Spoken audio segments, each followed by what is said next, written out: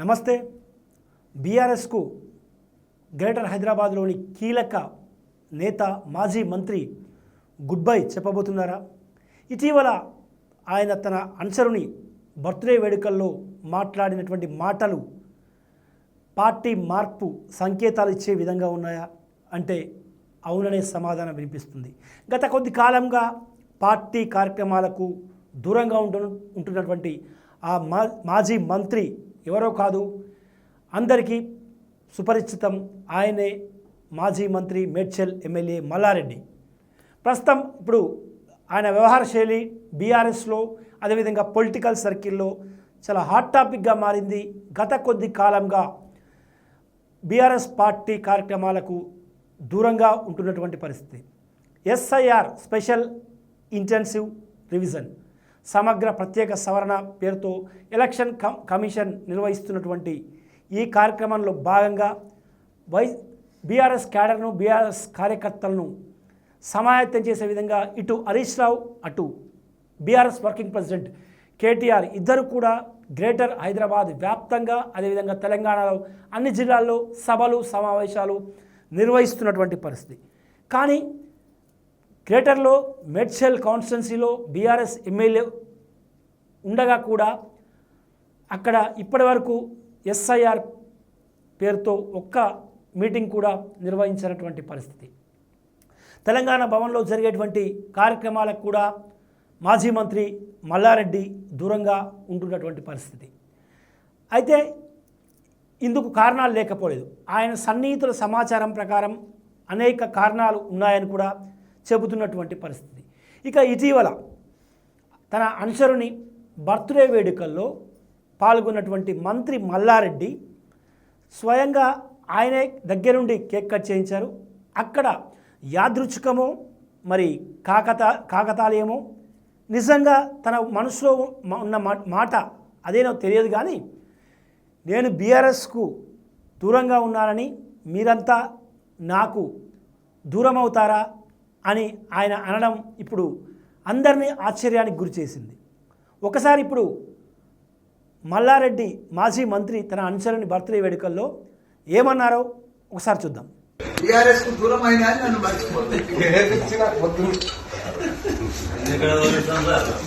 విన్నారు కదా మాజీ మంత్రి మల్లారెడ్డి మాటలు. ఈ మాటలు విన్నా ఎవరైనా సరే ఆయన బీఆర్ఎస్కు గుడ్ బై చెప్పబోతున్నారన్న సంకేతాలు ఇచ్చారని కూడా అర్థమవుతుంది. సో ఆయన బీఆర్ఎస్కు ఎందుకు దూరంగా ఉంటున్నటువంటి పరిస్థితి. టీడీపీ ఎంపీగా గెలిచినటువంటి మల్లారెడ్డి మారిన రాజకీయ పరిస్థితుల్లో 2014లో అప్పటి టీఆర్ఎస్లో చేరినటువంటి సందర్భం. ఆ తర్వాత ఆయన మంత్రిగా కూడా బీఆర్ఎస్లో బాధ్యతలు స్వీకరించారు. గత ఎన్నికల్లో ఆయనతో పాటు ఆయన అల్లుడు రాజశేఖర్ రెడ్డికి కూడా బీఆర్ఎస్ టికెట్లు ఇచ్చింది. ఇద్దరు కూడా గెలుపొందారు. సో మారిన రాజకీయ పరిస్థితుల కారణంగా ఆయన ఇటీవల బీజేపీ నేతలను కూడా కలవడం జరిగింది. గత కొంతకాలంగా బీఆర్ఎస్పై అసంతృప్తిగా ఉన్నారన్న ప్రచారం కూడా జరుగుతుంది. దీనికి తోడు ప్రచారమే కాదు, దీనికి తోడు ఆయన డైరెక్ట్గా వెళ్ళి ప్రధాని నరేంద్ర మోడీని కూడా కలవడం జరిగింది.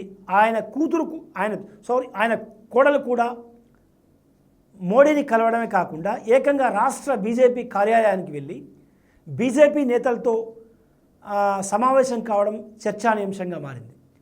అప్పుడు మీడియా వాళ్ళు అడిగినటువంటి ప్రశ్నలకు మల్లారెడ్డి కోడలు తాము ఎడ్యుకేషన్ ఇన్స్టిట్యూషన్స్ చేస్తున్నామని, సో అన్ని పార్టీల నేతలతో తాము కలుస్తామని కూడా చెప్పుకొచ్చారు. అయితే ఇది అంత సహేతుకంగా కనిపించట్లేదు. ఎందుకంటే బీఆర్ఎస్లో మంత్రిగా ఉన్నటువంటి మల్లారెడ్డి ఆ టైంలో కూడా బీజేపీ సెంట్రల్లో అధికారంలో ఉంది 2014లో 2019లో. కానీ అప్పుడు బీఆర్ఎస్ అధికారంలో ఉంది. కానీ ఎప్పుడు కూడా మల్లారెడ్డి కానీ మల్లారెడ్డి కుటుంబ సభ్యులు కానీ ఎడ్యుకేషన్ ఇన్స్టిట్యూషన్ విషయంలో ప్రధానమంత్రి మోడీ గారిని కానీ బీజేపీ నేతలను కానీ సెంట్రల్ మినిస్టర్స్ని కానీ ఎవరిని కలిసినటువంటి సందర్భాలు లేవు. సడన్గా ఇప్పుడే ఎందుకు కలవాల్సి వచ్చింది? దీని వెనుక ఒక బలమైన కారణం ఉందని ఆయన అనుచరులు ఆయన సన్నిహితులు చెబుతున్నటువంటి మాట. ఇటీవల మల్లారెడ్డి తన 50వ పెళ్లి వేడుకలను అంగరంగ వైభవంగా ఘనంగా జరుపుకున్నారు. ఈ కార్యక్రమానికి బీఆర్ఎస్ అధినేత మాజీ ముఖ్యమంత్రి కేసీఆర్ను సైతం ఆహ్వానించారు. కానీ ఆ కార్యక్రమానికి కేసీఆర్ హాజరు కాలేదు. ఇది బీఆర్ఎస్లోని ఒక వర్గం నేతలు ఆ మల్లారెడ్డి సొంత ఇంటి కార్యక్రమానికి హాజరు కాకుండా కేసీఆర్ను అడ్డుకున్నారని అన్న అసంతృప్తిలో మల్లారెడ్డి ఉన్నట్లు ఆయన అనుచరులు చెబుతున్నారు. దాంతో బీఆర్ఎస్ అధినేత కేసీఆర్కు మల్లారెడ్డికి గ్యాప్ పెరిగిందన్న వార్తలు బీఆర్ఎస్లో జోరుగా చర్చ సాగాయి. మోడీని అదేవిధంగా బీజేపీ నేతలను మల్లారెడ్డి కోడలు కలిసిన తర్వాత కూడా ఎర్రవెల్లి ఫామ్ హౌస్కి కేసీఆర్ పిలిపించుకొని మల్లారెడ్డిని మందలించినట్లు సమాచారం. అయితే తాను వేరే పనుల కారణంగా వాళ్ళతో కలిశాను, తాను బీజేపీలోకి వెళ్ళేటువంటి ప్రసక్తే లేదు అని కూడా అప్పట్లో ఆయన మీడియా ముందు ప్రకటించారు. ఒక్క బీజేపీ నేతలనే కాదు, ముఖ్యమంత్రి రేవంత్ రెడ్డితో కూడా ఆయన అల్లుడు రాజశేఖర రెడ్డి అదేవిధంగా మల్లారెడ్డి వీరిద్దరు కూడా భేటీ అయ్యారు. అది కూడా ఇటీవలే భేటీ అయిన సందర్భం చూస్తున్నాం. సో మరి ఆయన కాంగ్రెస్ వైపు వెళ్తారా, బీజేపీ వైపు వెళ్తారా అన్న చర్చ కూడా ఇప్పుడు పొలిటికల్ సర్కిల్లో హాట్గా జరుగుతుంది. ఎందుకు అంటే వచ్చే ఎన్నికల్లో తన కొడుకు ప్రస్తుతం ఎమ్మెల్యేగా ఉన్న రాజశేఖర రెడ్డి ఎమ్మెల్యే, అదేవిధంగా తన కోడలు, వీళ్ళు ముగ్గురు కూడా వచ్చే 2023 ఎన్నికల్లో బరిలో ఉంటారన్నది ఓపెన్గా మల్లారెడ్డి ఇచ్చినటువంటి స్టేట్మెంట్. అంటే తన కుటుంబానికి ఓవరాల్గా 4 ఎమ్మెల్యే టికెట్లు తనతో కలుపుకుంటే 4 ఎమ్మెల్యే టికెట్లు, అయితే 3 ఎమ్మెల్యే 1 ఎంపీ ఇవ్వాలన్నది బీఆర్ఎస్ ముందు ఆయన పెట్టినటువంటి ప్రతిపాదనగా కనిపిస్తుంది. సో ఇప్పుడున్నటువంటి పరిస్థితుల్లో బీఆర్ఎస్ 4 సీట్లు ఇచ్చేటువంటి పరిస్థితి లేదు. అదేవిధంగా గ్రేటర్ హైదరాబాద్లో దాదాపు అన్ని నియోజకవర్గాల్లో బీఆర్ఎస్ ఎమ్మెల్యేలు ఉన్నారు. వాళ్ళని కాదని కేవలం మల్లారెడ్డి కుటుంబానికి 4 టికెట్లు అకామిడేట్ చేసేటువంటి పరిస్థితిలో బీఆర్ఎస్ లేనందున ఆయన అడిగినటువంటి విజ్ఞప్తిని కేసీఆర్ కొట్టిపారేశారని తెలంగాణ భవన్ వర్గాలు చెబుతున్నాయి.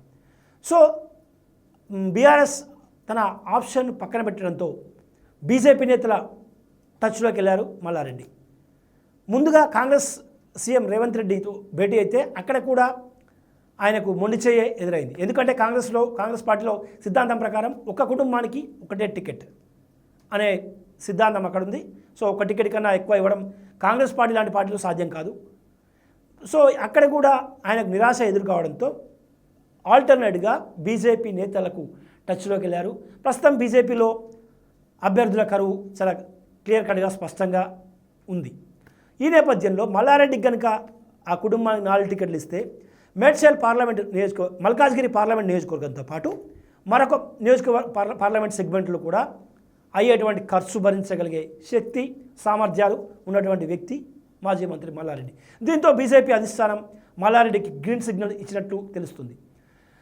మొత్తంగా 4 సీట్ల ఆఫర్తో ఆయన బీజేపీలో అతి త్వరలో కాషాయ కండువా కప్పుకోబోతున్నారన్నది పొలిటికల్ సర్కిల్లో వినిపిస్తున్నటువంటి మాట. సో మొన్నటికి మొన్న ఆయన మాట్లాడినటువంటి మాటలు, ఆయన వ్యవహరిస్తున్నటువంటి తీరు పూర్తిగా ఆయన బీజేపీ కనుసన్నల్లోకి వెళ్ళారన్నది కూడా తెలుస్తుంది. సో ఆయన ఏ పార్టీలో చేరతారన్నది రానున్న రోజుల్లో తెలియబోతుంది.